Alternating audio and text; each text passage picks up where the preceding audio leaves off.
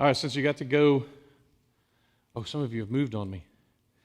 Since you got to go get dinner and whatever, did any questions come to mind? Yes, sir. Oh, he's got the mic too, so he gets to ask it on mic. Yeah, I have a monopoly on the mics.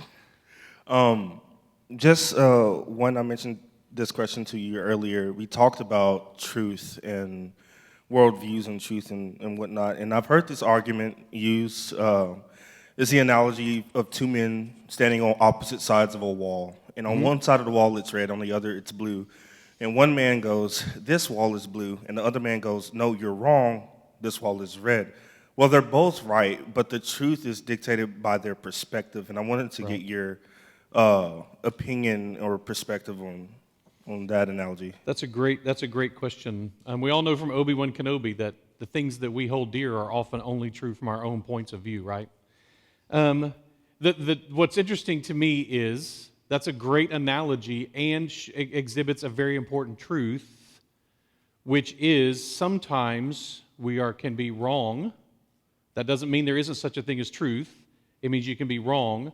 It means that what you understand to be true can be based sometimes on perspective.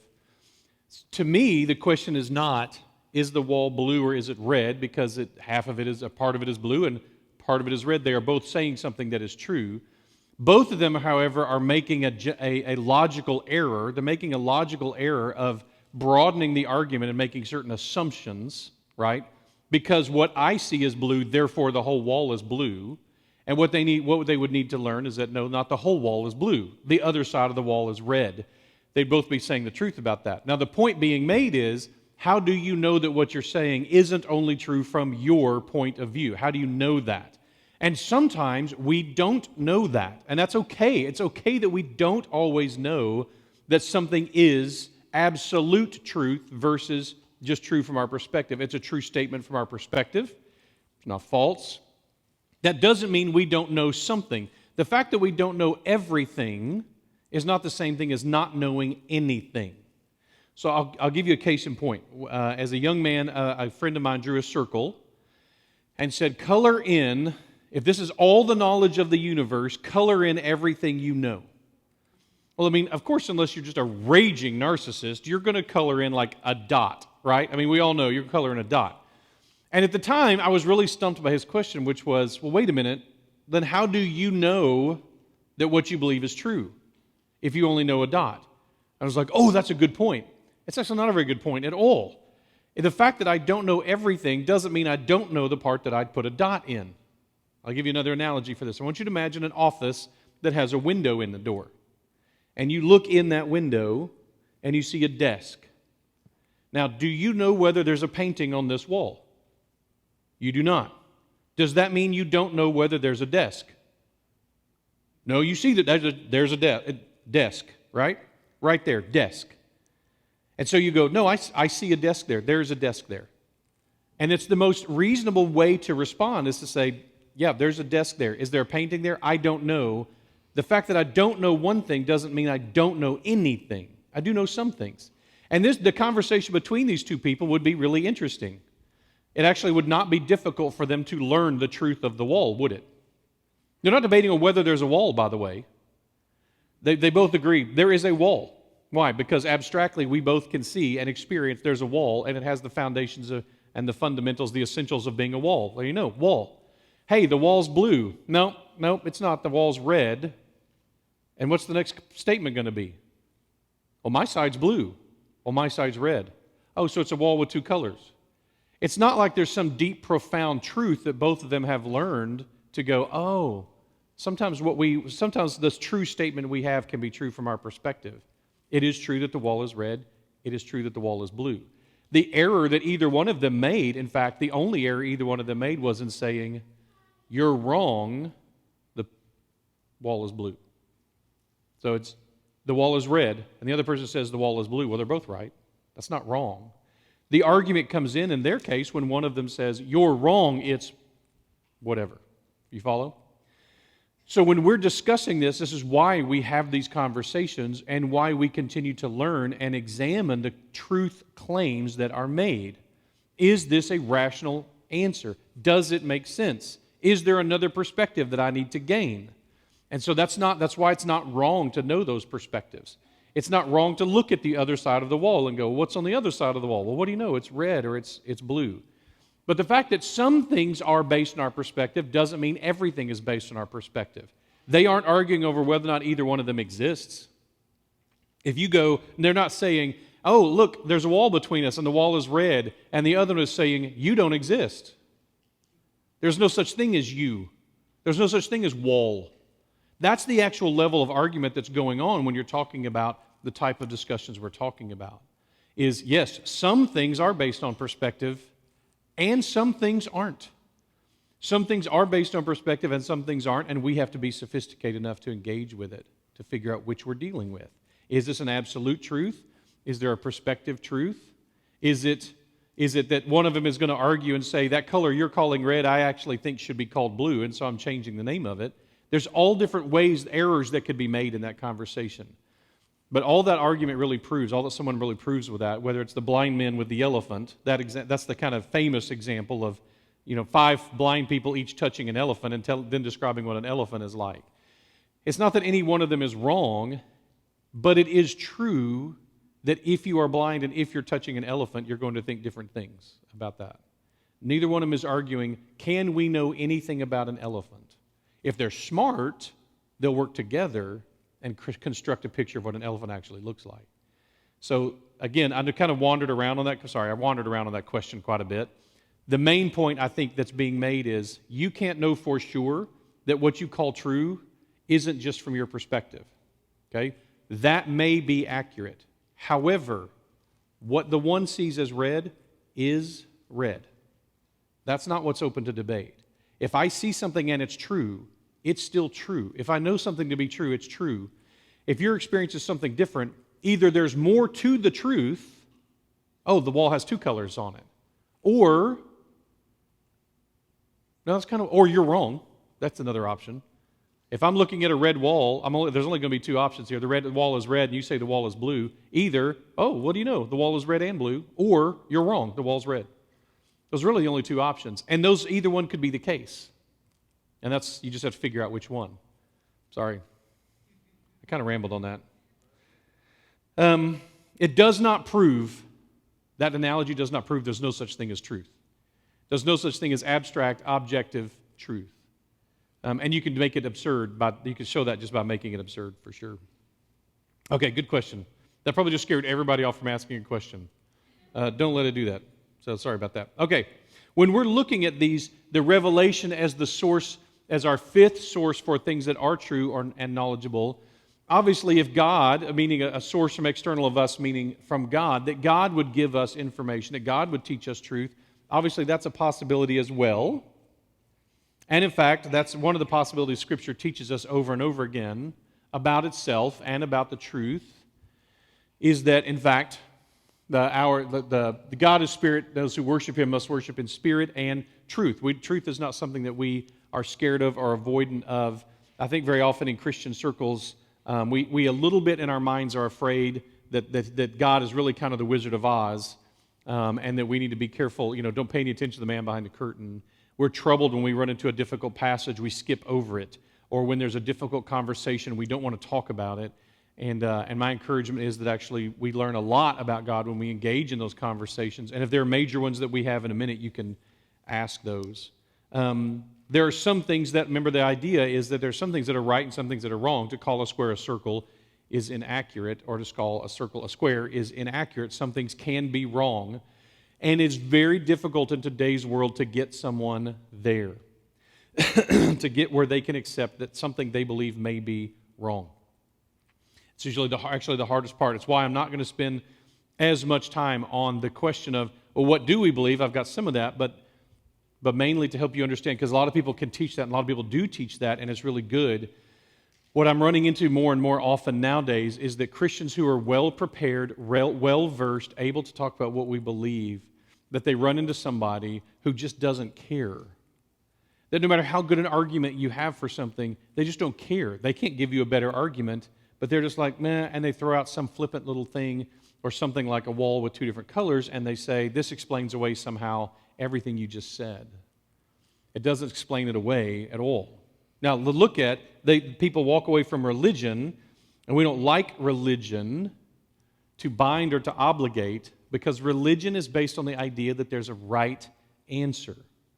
If all religion is everybody guessing at something, then it's not really very valuable. It doesn't mean anything. And that's what the secular world thinks religion is it's everybody just making their best guess. So, for example, I'm going to buy flowers for my wife on my way home. What type of flowers should I get? What do you think? Red ones. Good. Excellent. Okay. So we'll go with red ones. That's actually the first picture is red ones. Good guess. So that'd be good. But that's wrong. That's not what I should get her.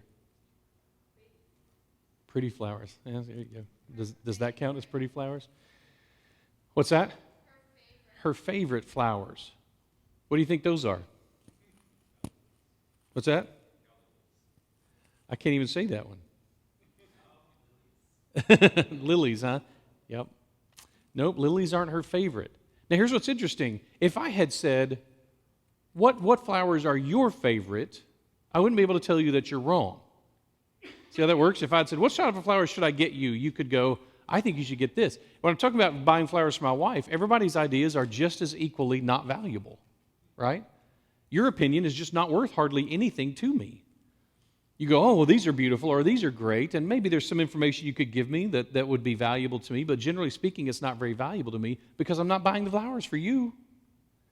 What boggles my mind is that when we look at these concepts, that we say, God's the only person who doesn't get to have an opinion. Then we go, oh, I'm going to worship God. How should I worship Him? Well, if I get a whole bunch of humans together and say, hey, I want to worship God, how should I worship Him? That's everybody throwing out an idea of what kind of flowers I should buy my wife. I'm not worshiping you. Your opinion's not valuable to me. Religion, if all religion is humans guessing at how to worship God, then it isn't valuable and the world is right. However, if there is a God and God has an opinion, then His opinion would be the right answer, and all others' opinions would be the wrong answer. So we're not trying to figure out what we think is the right way to worship God. We're trying to figure out what God says is the right way to worship Him, and that takes us back to this. There's an external source for this. What's wild is that you will discover that everybody thinks that who they are comes from within them, but then shockingly, they also think that who God is comes from within them, not from within Him. This is nonsensical. If God has revealed something, there's something that God wants us to know and He gives it to us, we have to kind of take Him at His word. After all, it's Him we're talking about. So if you remember this slide, if there is no external source, if there is no source, then it means you are the source of everything that you believe. It must have all come from you, as the gentleman over here said. It has to have come from you, because there's nothing else that can mean that. So here's what I want to give you. Now, this part is meant to scare you. And it's just not meant to scare you, it's just scary. I don't know what else to do with this information. The Judeo-Christian worldview has been the main worldview in the West since there was such a thing, almost since the West, but certainly since certain after the time of Jesus Christ, by about 400 AD. It's been the main worldview. Everything has been based on that. The lenses everyone has been wearing, at least since around 400 or 500 AD, has been the Judeo-Christian worldview. And one of the fundamentals of the Judeo-Christian worldview is, for example, what did we talk about an hour and a half ago? What's the fundamental of the Judeo-Christian worldview? That is true. That's not what I'm looking for. The idea that there's external sources. What's the thing? You remember the image of God?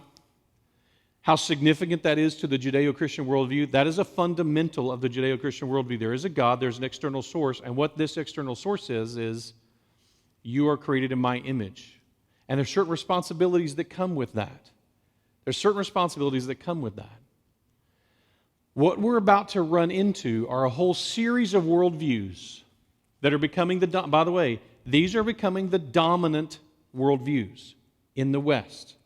They already are in in Europe, in the whole everything in Europe and in Great Britain. These are already have taken. Most of the northern part of the United States, and certainly in the cities These are the dominant worldviews, not the Judeo-Christian worldview. The Judeo-Christian worldview is losing ground. The last election would indicate it's not dead yet, but it's close. Certainly when it's not defeated yet, but it's close. This is the main battle that's happening right now a lot of times in America. It's based on a modern view or a postmodern view, and it's based on the Judeo-Christian worldview versus these. And these all kind of combine into one, and there's not a name for them yet. I wrote an article a few years ago positing crowd modern as maybe the new name for it. Because they're super individualistic, but in the end, they really are not at all. They're all based on the perspective of the crowd. The crowd determines what is true. There's still a sort of an external source. It's just all of our internal sources coming together. This is the pressure of the crowd to accept what the crowd says is true. An epistemology of us. Human value is based on you're either an oppressed person or an oppressor.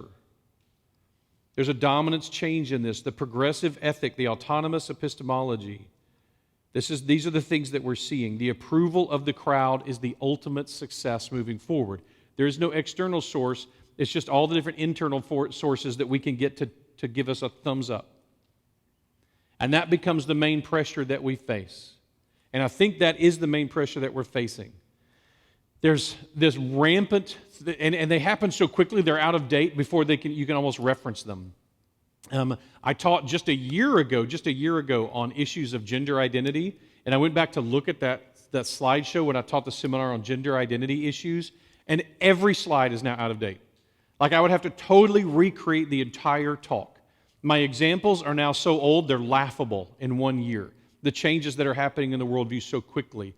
I was offering extreme examples. Can you believe this crazy extreme example? And the crazy extreme example now is mainstream. It's barely even considered controversial. And yet just a year ago, a little over a year ago, it's very different. Recent elections show that we're strongly divided on this. This idea of us being terminally unique. I am the only one like this. I am the only one who can relate to me, and so I'm desperate for other people to approve of how I relate to me. That's the issue. This one of the examples of this was, and this is now several months old, but on TikTok there was a rash of videos of straight boys acting gay because they got lots of likes. And so they would present a gay TikTok video and put it out there because it would get lots of approval and get spread everywhere.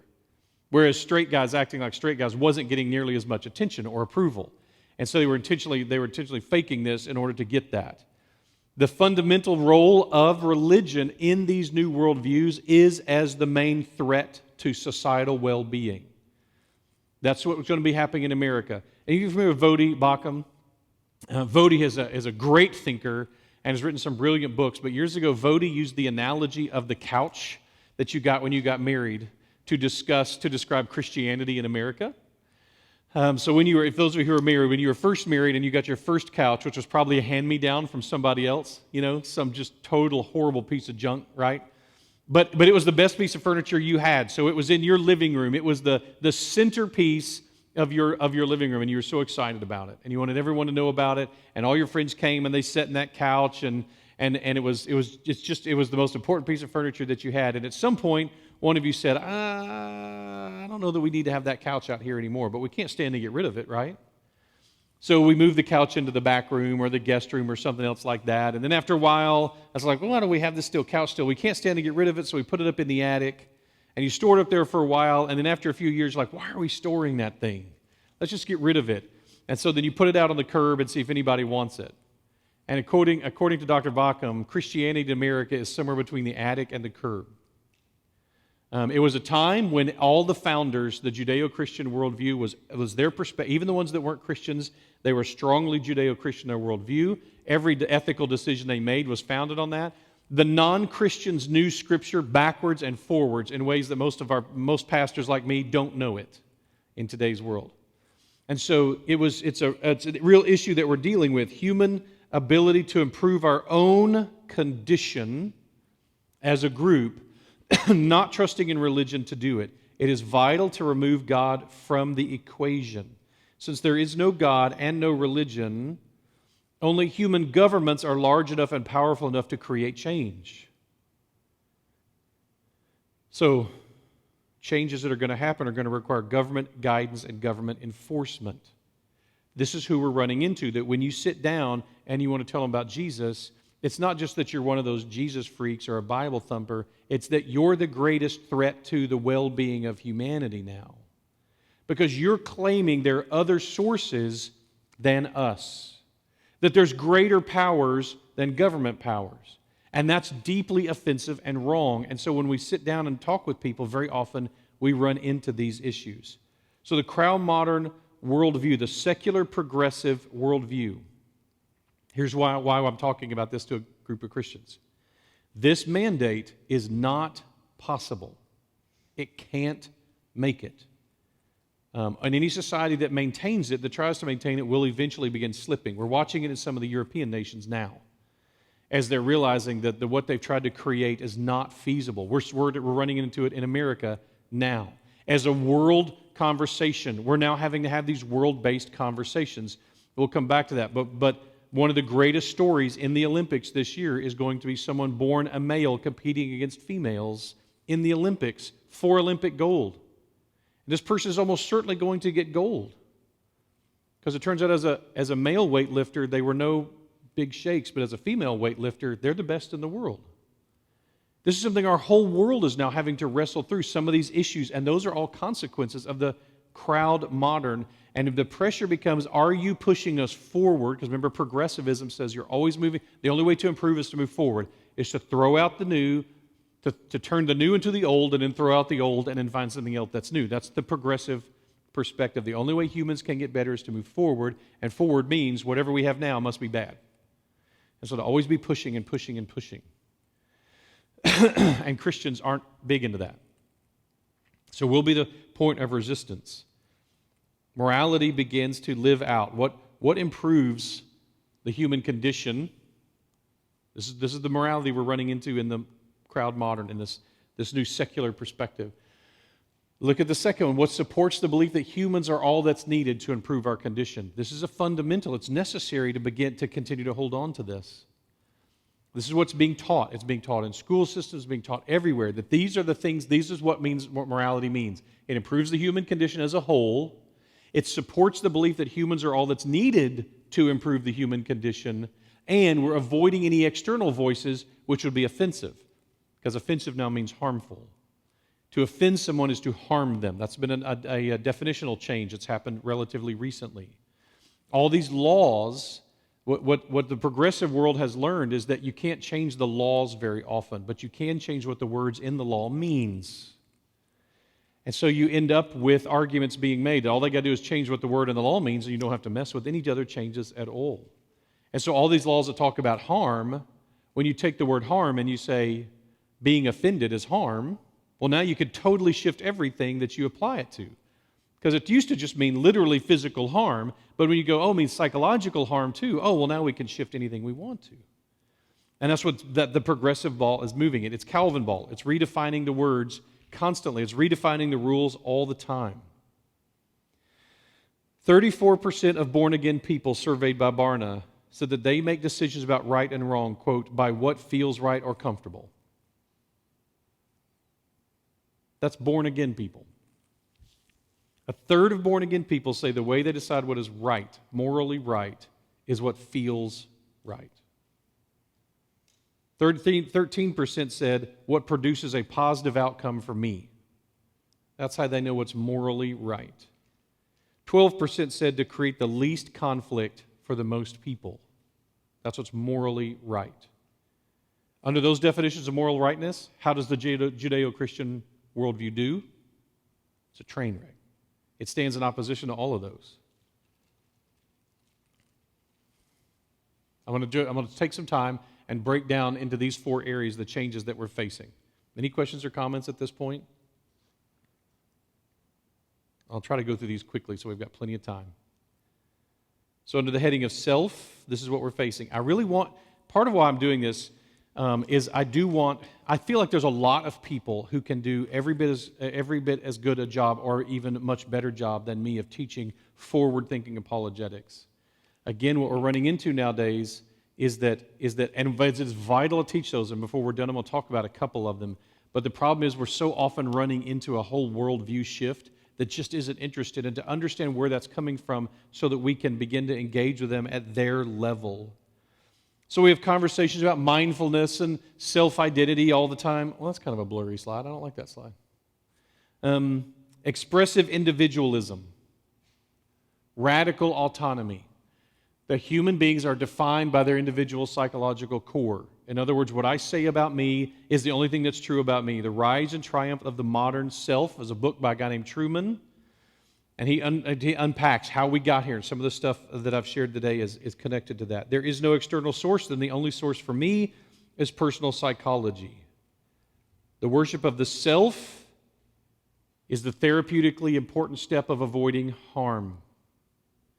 In Christianity, we would say this is the ascendance of the flesh. The flesh rules now in this worldview. You never tell your flesh nothing. You never tell your flesh no to nothing. If your flesh wants it, that's the authentic thing to do, so you should do it. That is not a Christian worldview.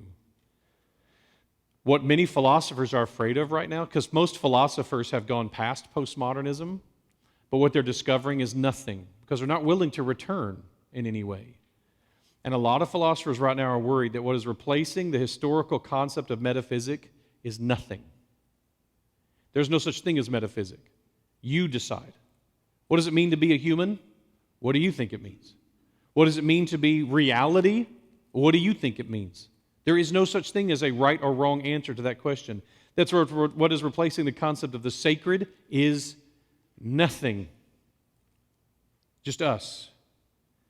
I don't know what is more scary to me. This concept is more scary to me as a theologian or as a psychologist. It's terrifying in both ways. This is truly, it is madness to say that there is no source for any information about me but me. Can you imagine for a second what it would be like if God can't speak into you? If God can't tell you that you are treasure, that you are chosen, that you're purchased, that you're adopted? What if God can't say any of those things to you? What if your parents can't say anything to you? You're worthy, you're special, you can be anything, we believe in you, who cares? It's like the whole world is turning into the adolescent teenage girl who, when her dad says, when she comes down for prom and her dad says, "You're so beautiful," that she just rolls her eyes. It's like, whatever, Dad. Now, the truth is, we know psychologically all teenage girls deeply, desperately need to know that their dad's approval isn't automatic. That's a good thing. Of course she does that. That's her right. What we're saying is, no, that what we're telling that girl is, the fact that your dad thinks you're beautiful means nothing. Don't listen to him, don't accept it, don't take it. What if my teacher says I'm brilliant or horrible? Doesn't matter. I need to learn or grow? No, you don't. Your own psychology is the only thing that matters. This is not a good direction for us to go in. Check this out. See if this runs.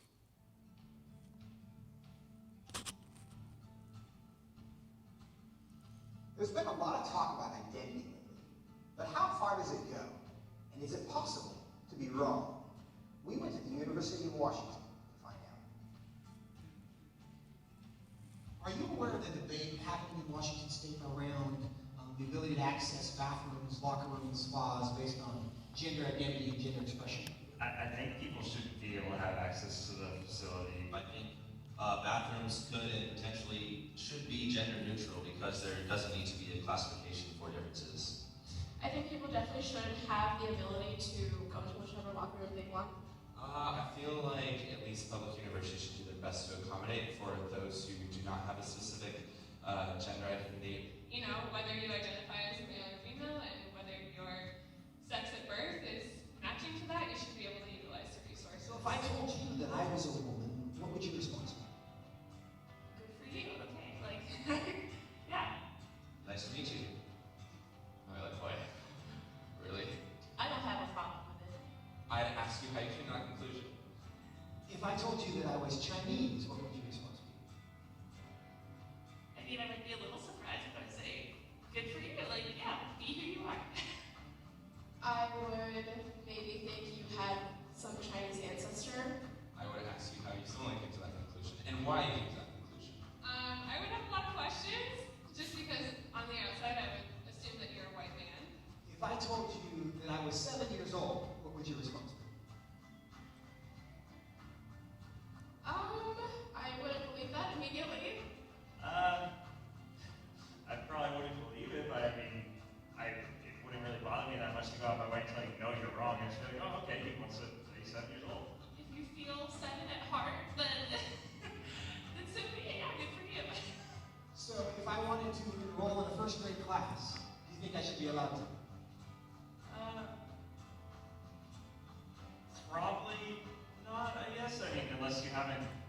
the first grade up to this point, and for some reason you do that now? If that's where you feel like mentally you should be, then I feel like there are communities that would accept you for that.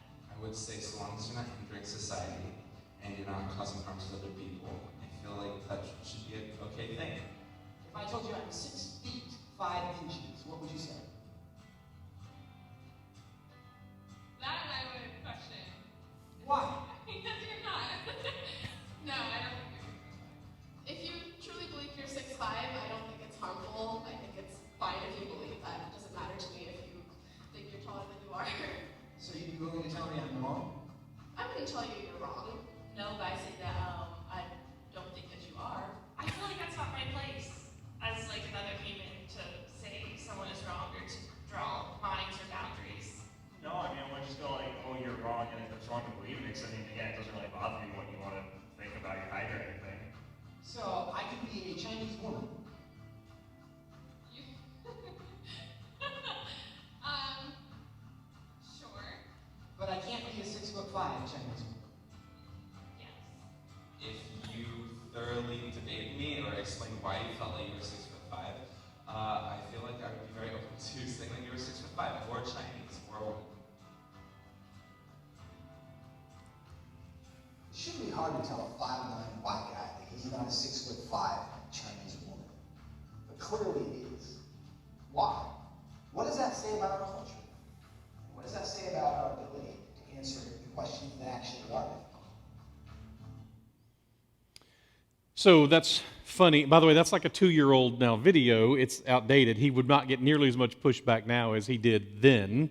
I mean, even then he had people going like, "Oh, I don't know." And nowadays they would just, yes, yeah, sure, well, sure, knock yourself, whatever. They'd all more be like the girl at the beginning. But here's the deal. Societally, what we've learned in the last few years is there are consequences to this expressive individualism. In other words, the statement that I decide psychologically who I am, and then I express that outwardly, and you need to respect what I express. And he hinted at it in that, but he didn't go into it. What are the consequences of saying that I'm a 7-year-old? What are the consequences of that for society if I claim it and society decides to believe it? What do you think? Is there anything bad about that? I mean, does it affect you? So here's the problem.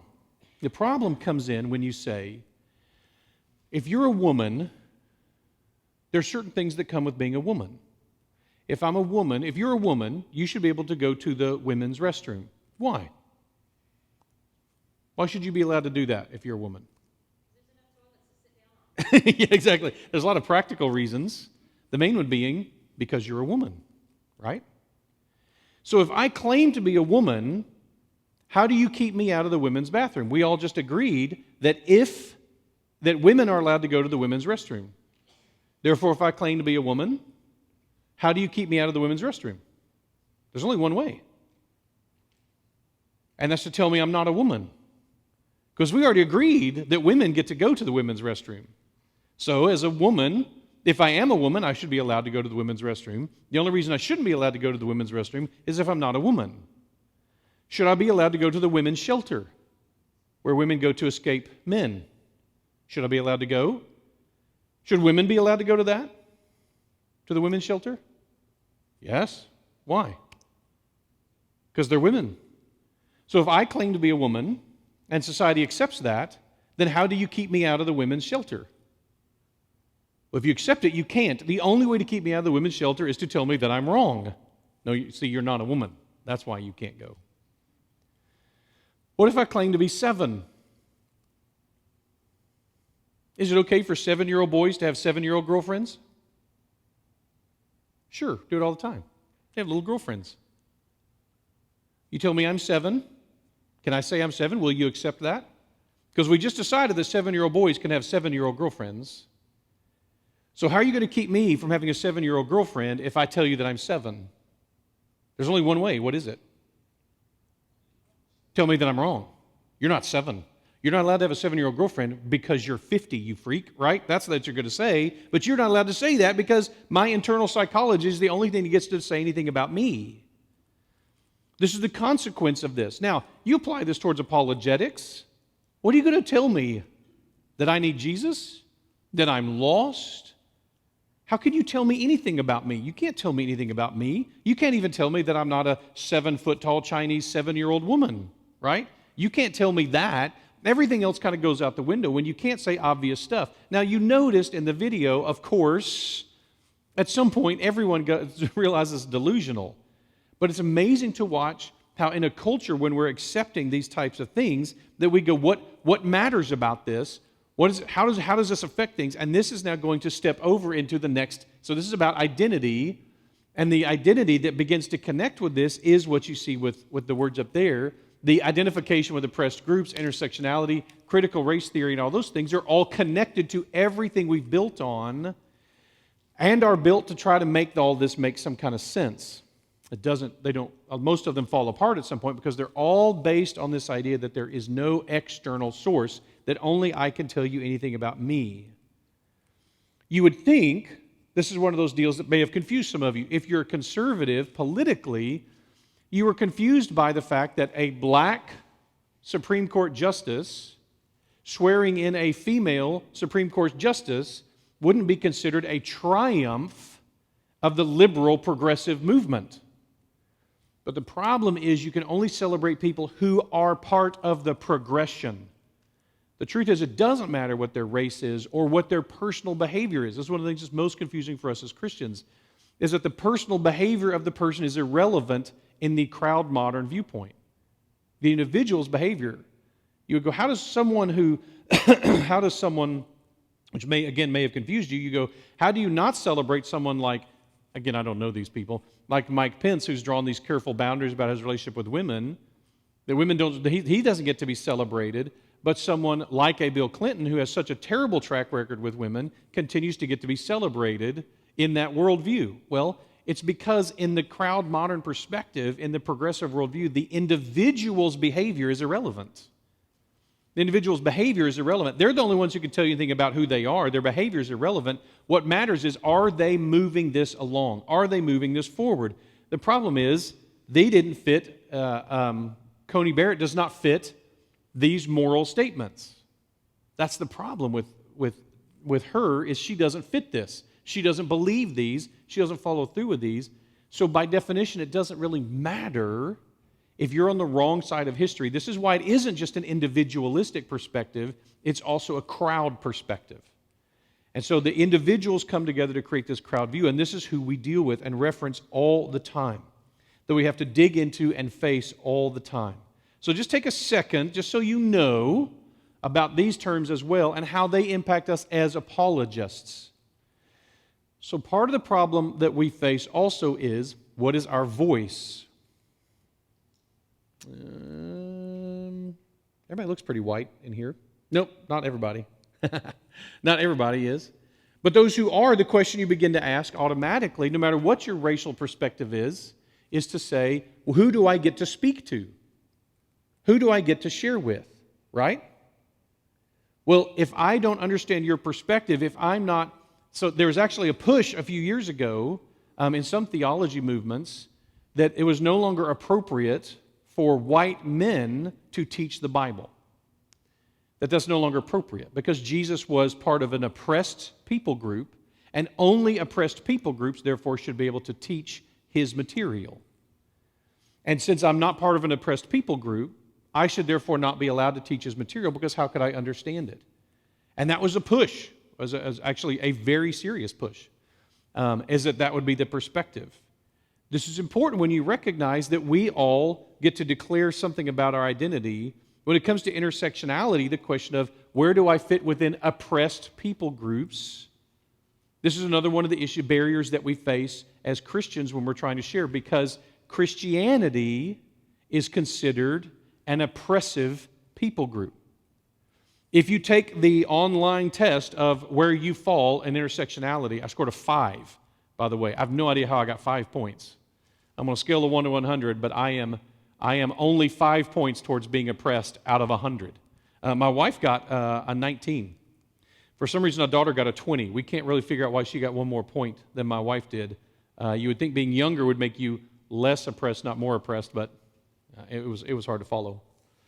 More and more of a highlight, this is going to be part of what we face as a church, because one of the questions, there were 12 questions, and they were all continuum questions, of course. Where are you as far as white versus non-white? And I had to move the scale back and forth on how white or non-white that I was, on how straight or gay or homosexual that I was. And one of the headings was Christian or other. And the more down Christianity you were, the more toward the oppressive side you were. So again, if you don't recognize this going into conversations, apologetics conversations, defending your perspective, and you don't realize that this is one of the barriers that we face, then we're missing out. I'm not going to spend any more time on that part of it. This is the perspective, again, very quickly. I could spend a lot more time here, but I don't want to for the sake of time and probably interest. But it is important to know, I just finished the Critical Race Theory, the original theoretical book created by the Harvard professor on it. And these were the three main views. And what struck me is that the first and third stances are part of the Christian metaphysic, the Christian worldview. One, that racism is ordinary, not aberrational, meaning human beings are racist. Yes, that's one of the sins that the race of, by the way, I only believe that there's one race. It's called human. We have different ethnicities, of course, but there's only the one race of human beings, which actually agrees with the third heading. You notice that in critical race theory, the third view is race itself is a socially constructed concept. It's not a biological truth. And by the way, it's not. Now that we understand genetics well at all, you can take three people of three different what humans call races, and you'll discover that sometimes people of different races are genetically more similar than people of the same race. Race is not, it's something you can read through genetics, if you mean skin color, but it's irrelevant when it comes to genetic similarity. It's just not significant. And yet we've placed so much importance on it in our culture, and part of it's because, yes, it has been and always probably will be a sin that the human race deals with, is trying to divide ourselves from one another. And that's always, just like Jesus talking about, you'll always have the poor among you, you will always have people among you who this is something that is a main struggle for them. And for all of us learning to love other people well, this is where we would agree is to go, listen, we're all terrible at loving each other. We're humans. We're not good at that. And so learning to do that does involve knowing where people come from and what's important to them and what their perspectives are and what their life experiences are. That's even at the individual level, much less at the ethnic level. Of course we need to do that. You can't be a loving Christian if you don't care enough to know the other person and to recognize that they are worthy of dignity. And in the Judeo-Christian worldview, why are they worthy of dignity?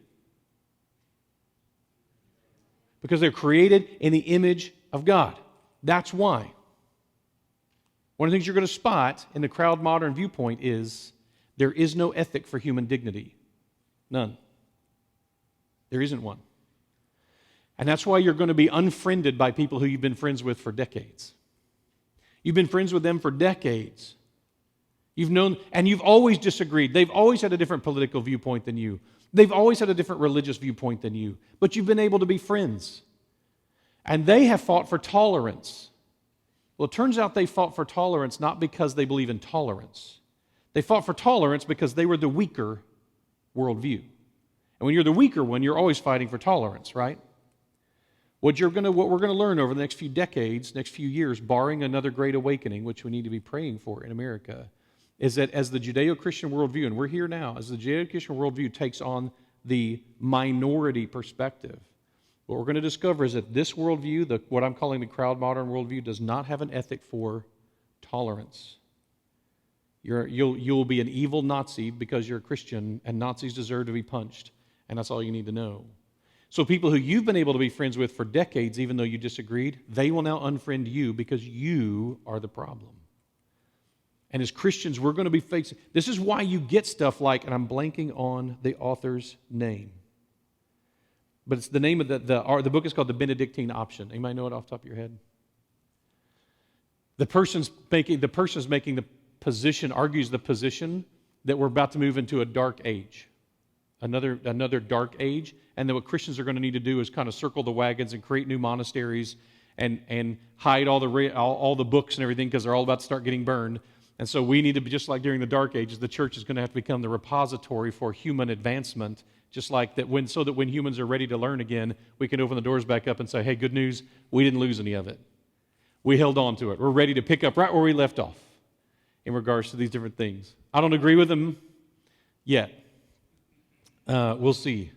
But it is important to know that for a lot of Americans, you are either oppressive or you're oppressed, and it's the only two viewpoints.